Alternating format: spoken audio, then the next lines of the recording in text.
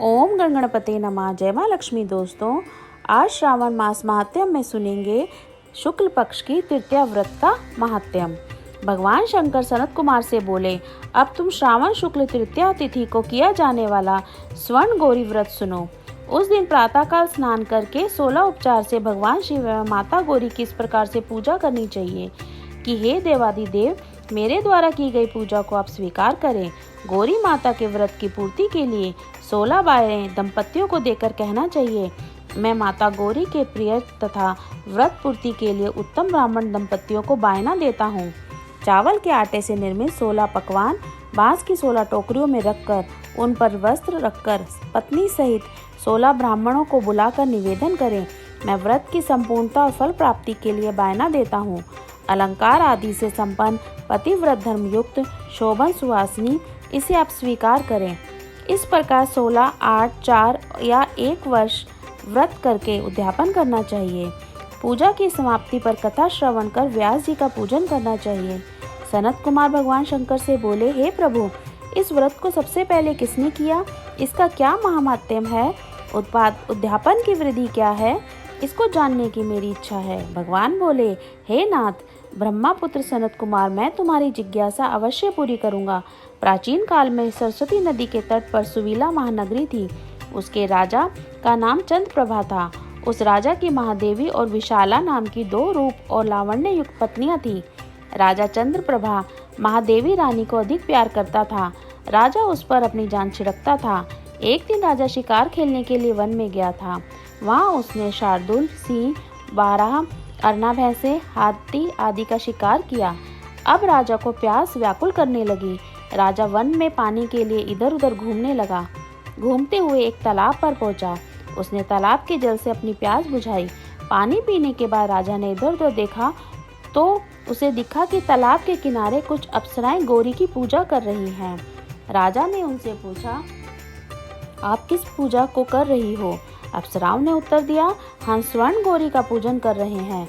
राजा ने फिर पूछा, देवियों, इस व्रत को करने की विधि एवं व्रत का क्या लाभ मिलता है, बताने की कृपा करें। अप्सराओं ने उत्तर दिया, श्रावण शुक्ल तृतीया के दिन यह व्रत किया जाता है। इस व्रत को भगवान शंकर और माँ पार्वती का पूजन भी किया जाता है। इस व्रत में 16 धागों का डोरा पुरुष अपने दाएं हाथ में तथा स्त्रियां अपने बाएं हाथ में बांधती हैं। यही इस व्रत को करने की विधि है।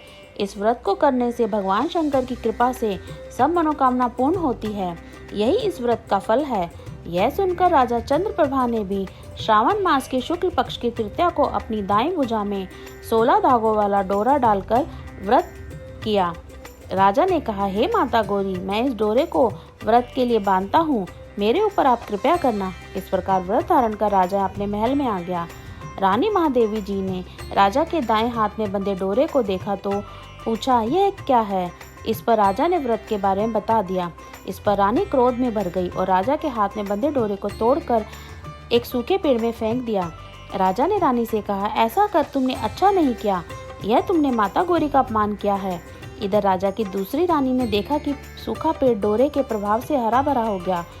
छोटी रानी ने उस डोरे को अपनी बाईं भुजा में बांध लिया और ऐसा करने से छोटी रानी डोरे के प्रभाव से राजा की सर्वाधिक प्रिय हो गई। इधर बड़ी रानी व्रत का अपमान करने से राजा द्वारा त्याग देने के कारण दुखी होकर वन में चली गई। वन में वह महादेवी का ध्यान कर पवित्र मुनियों के आश्रम में ठहरी। मुनियों ने उसे देखा और कहा, अरे पिशाचनी, यहाँ से चली जा। राजा और मुनियों द्वारा तिरस्कृत रानी महादेवी घोर जंगल में घूमती हुई थककर एक जगह बैठ गई। वह गौरी का स्मरण कर पश्चाताप के आंसू बहाने लगी।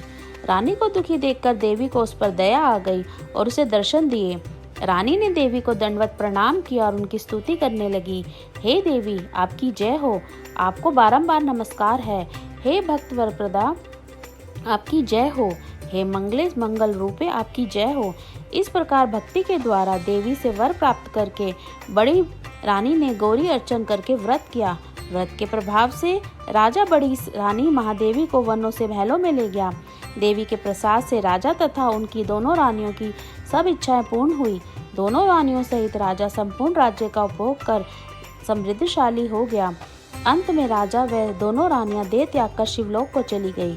शिवजी बोले, हे तात, जो लोग पार्वती का व्रत करते हैं वह मेरा तथा पार्वती का अत्यंत प्रिय हो जाता है।